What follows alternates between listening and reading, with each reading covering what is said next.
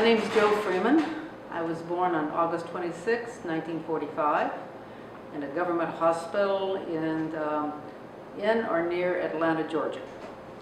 I was only there a week. I was born in a government hospital because my mother was a veteran. I was only there a week because she said babies were dying in that hospital, so she took me out of it and took me to a place near Birmingham where she had a sister living so she could nurse me back to health.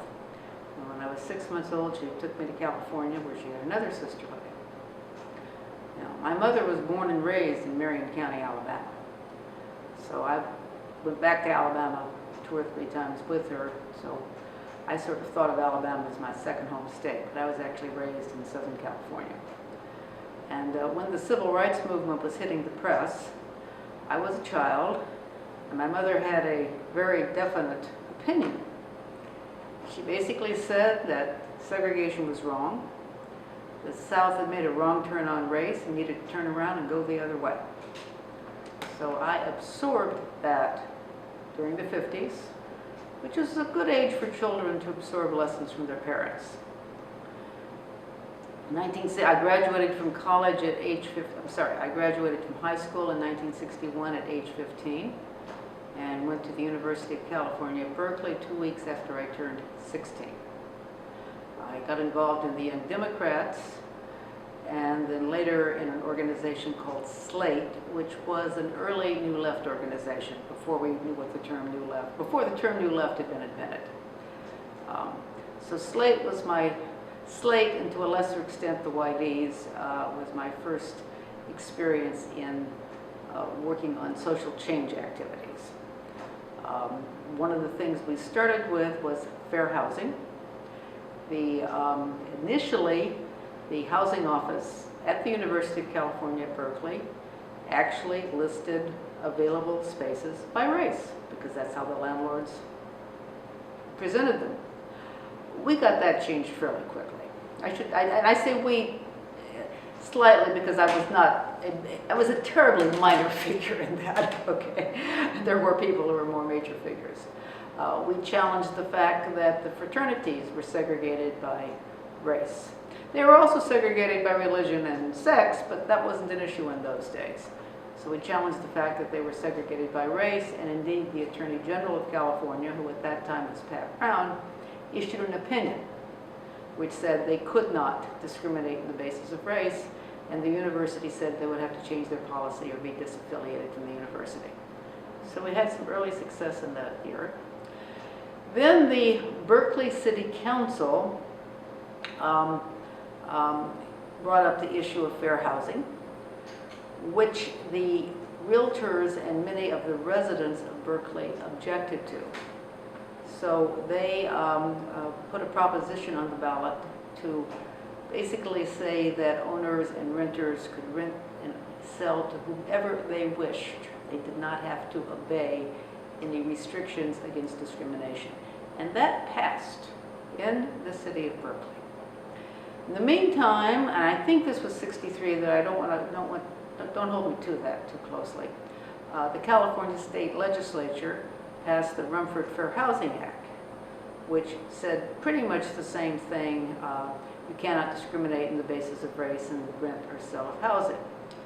So the National Realtors Association got up a petition, got enough signatures to put a referendum, a proposition on the ballot. And that proposition, which was called number 14, basically said owners can rent or sell to whomever they please. They are not limited. They cannot be restricted by a prohibition against discrimination. And in the spring, in the year 1964, Prop 14, as it was called, was a major issue throughout California. So if you weren't aware of race and racism before then, you certainly were after. Either that or you were a hermit. So I think the reason that 30% of the people who joined SCOPE came from California is a consequence of the consciousness raising that happened with the long-term debate over Proposition 14. So I was certainly very active in the No on 14 movement. We lost, by the way, lost rather overwhelmingly. However, the federal government, which at that point was run by the Democrats, responded by cutting off federal funds to all housing assistance, yes, and did a few other things, and eventually the issue went to court, and at some point the Supreme Court ruled that Proposition 14 was unconstitutional, so the Rumford Fair Housing Act was reinstated. Now, I was long gone by then, but the point is that in California, the issue of race discrimination in housing was a very active issue in the early 60s. Well, I'm going to say I was sort of like always aware of him. Now, keep in mind I was a child. I mean, Dr. King was in the newspapers beginning, I'm going to say roughly in '56. 56, I was 10, going on 11, became 11. That's a very good age to be aware of what's going on in the world. So I would, so you might say, from the time it began, I was sort of aware. And as I said, my mother always had a few things to say about it. Well, I actually need to back up a little bit because Scope was just one of 3 projects that were recruiting for summer volunteers. And I was looking for a project to join. I had gotten involved in the Bay Area Civil Rights Movement. Now, the Bay Area Civil Rights Movement erupted in the fall of 1963, continued throughout '64, evolved into the Berkeley free speech movement. I could talk about all of that, but suffice it to say, by the time Scope was recruiting, I had been arrested 3 times. I've been in a lot of demonstrations, arrested 3 times, and tried 3 times. I had wanted to go south for the summer of '64, but my second trial was in July of the summer of '64, and I didn't see how I could do both, so I stayed in for my trial. I was convicted, sentenced to 15 days in jail, appealed, and then I hitchhiked to Atlantic City for the Democratic Convention, where the Mississippi Freedom Democratic Party was holding a vigil on the boardwalk. And that's a very public story. But suffice it to say, I had a 2-year involvement in the civil rights movement in the Bay Area before any of the organizations started recruiting. There were at least 3 who were recruiting from the Berkeley campus: CORE, SNCC, and SCOPE. And at that point in time, most political activity, or shall we say posters, knowledge of, etc., took place at what was at Stiles Hall, which was the YMCA, and it was across the street from the Berkeley campus, but it was the main sort of political center. So I probably heard about Scope from a poster or a leaflet or a person at Stiles Hall. Okay, well, SCOPE stands for Summer Community Organization and Political Education. I was interested in going south with the summer project. As I said, I'd wanted to go south with Freedom Summer and couldn't, so I was interested in going south for a summer project. And there were 3 that were recruiting: SCOPE, SNCC, and CORE. And without going into the details, SCOPE is the one that I chose to go with. Well, I missed orientation. The reason I missed orientation is because I had to graduate. Cal's graduation was on Saturday. Scope orientation began on Monday. My mother wanted to see me walk down the aisle with a cap and gown. I wanted her signature on the parental consent form. Let's just say we both got what we wanted. So Monday comes around. I'm now back in Los Angeles, and I'm looking for a way to get to Atlanta. I called the SCLC's Western office, and they gave me the name of a young man who had a car who was also looking to go to Atlanta. So the 2 of us drove to Atlanta. It took all week, of course, so I missed orientation. And when I got there, there were other people who had missed orientation who were coming, and there were quite a few people. But in particular, there was a group of people who Jose decided to send to Newberry, South Carolina. And so he packed us in a car belonging to one of them, and off we drove to Newberry, South Carolina. So that was my first posting as a scope worker. Okay, well, we stayed with a woman by the name of Mrs. Turner. She was an elementary school teacher, but she was also a regular teacher for the community education program. And indeed, most of SCLC's contacts in South Carolina had something to do with the community education program, not just us. So we stayed with her. One of our number, who also happened to be a Berkeley student, stayed with her sister in a slightly different town. Our primary focus was on voter registration, so we did a lot of knocking on doors and bringing people to the courthouse. I will say that Newberry, on the spectrum of resistance, Newberry was on the moderate end. That wasn't true for all of South Carolina. I've learned enough stories about other counties to know that some of them had a lot of problems, shall we say. But our biggest problem was the registrars worked to the rule and just didn't want to move very fast. We also worked to a lesser extent with the Ministerial Alliance.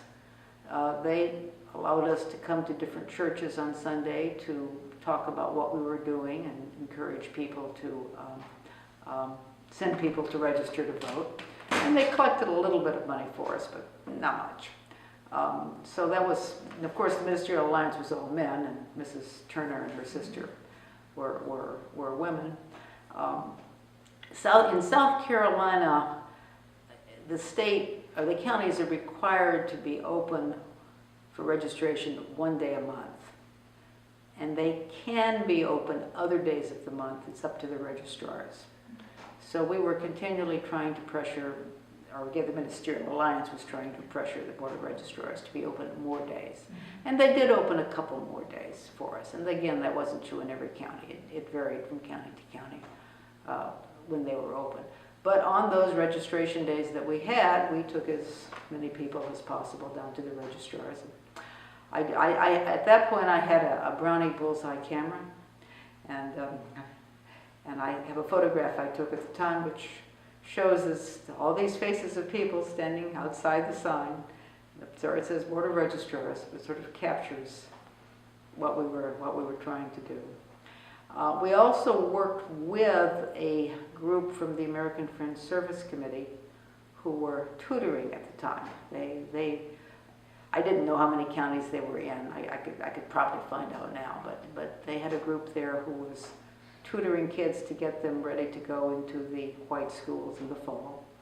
And we sometimes work with those kids, and you know, they wrote essays and put out a newsletter and so on. So we did a little bit of that. But basically our job was to get people registered. That's primarily what we did. At the end of July, I was told to leave Henry County and go to Alabama. And I honestly can't remember why. I just don't remember the circumstances at all. And I don't remember if I went to Atlanta first.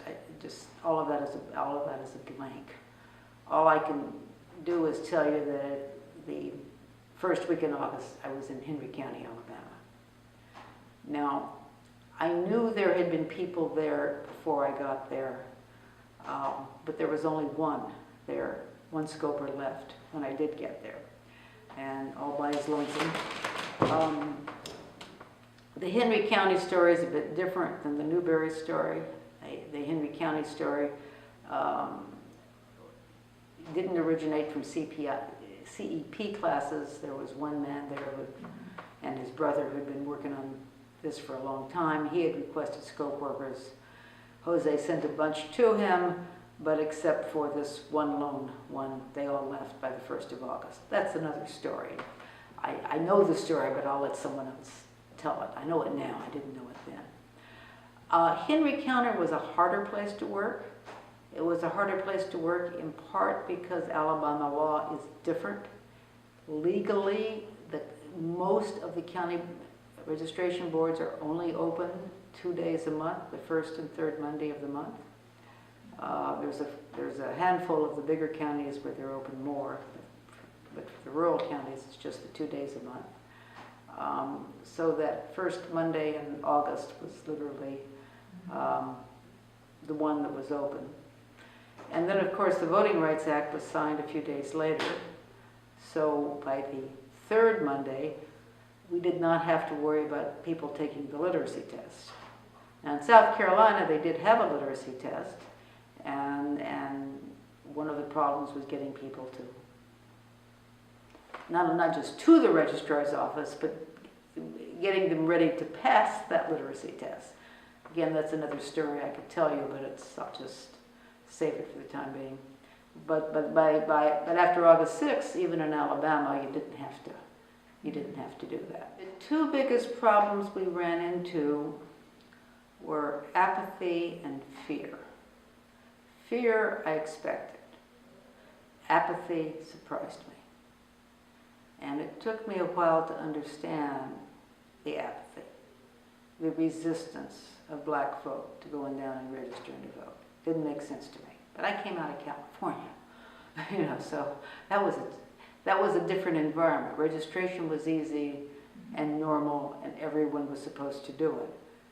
Running in South Carolina and Alabama, where you had literally two generations of people for whom politics was white folks' business, I didn't understand that at all. And eventually I understood it, but I didn't understand it at the time. I also did not understand the power of white skin. Even though I had Alabama relatives, and I've been back to Alabama a few times, my Alabama relatives lived in a county with a 3% black population, so I never really saw much. But working in black belt counties, I began to understand the power of white skin. I could get people to go out and register that local people could not get to go out and register. And it was obvious after a while it's because I was white. Black folk did what white folk told them to do. That was a lesson I hadn't learned in California. And even hadn't learned from my Alabama experience in Northwest Alabama, where, as I said, there just weren't a lot of black folk. So that was another thing. I'll give you a longer run lesson. It's not from the summer. Social change is difficult. As a student in Berkeley, I worked with, I associated with people my age who thought that you could demand change and get it. They were very impatient. They were very resentful when things didn't happen quickly.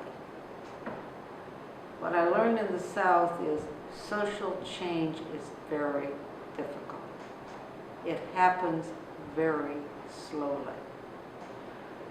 I analogize it as somewhat akin to moving a refrigerator. Without a dolly, not on wheels. You can't just run into it. Push it. If you do, it's going to fall over, or you're going to fall over. You got to go to one corner and shove a little here, and then you go to another corner and you shove a little there, and you may go back to the first corner, you may go to a third corner and push a little here. And slowly but surely you nudge and you push and you switch and you nudge and you push and you move the refrigerator from where it was to where you want it. But you don't snap your fingers, you don't pick it up and throw it, and you don't run into it, because that does not work. Okay, the one I didn't take, which I'm sure I saw, but I didn't take. Actually, let me describe a scene, not from then, but from later, which is a photo I didn't take. This would be either the Jefferson County Courthouse or the Bessemer Courthouse in Jefferson County, where they gave us some special registration days.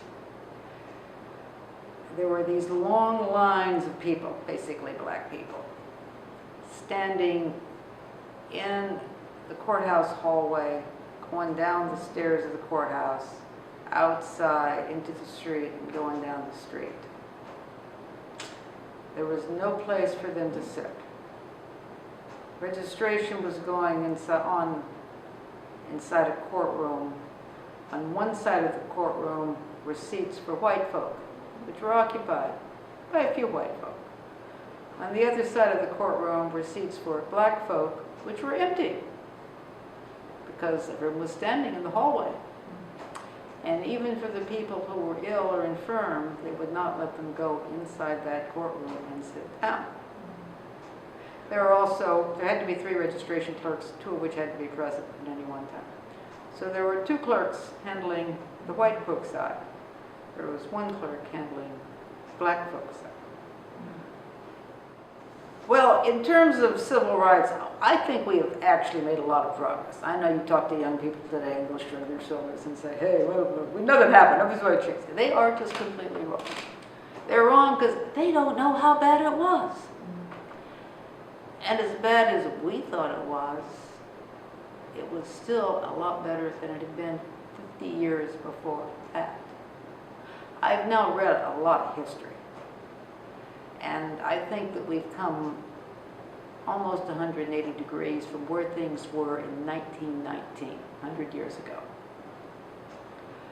And in the 1960s, we had come, let's say, 90 degrees.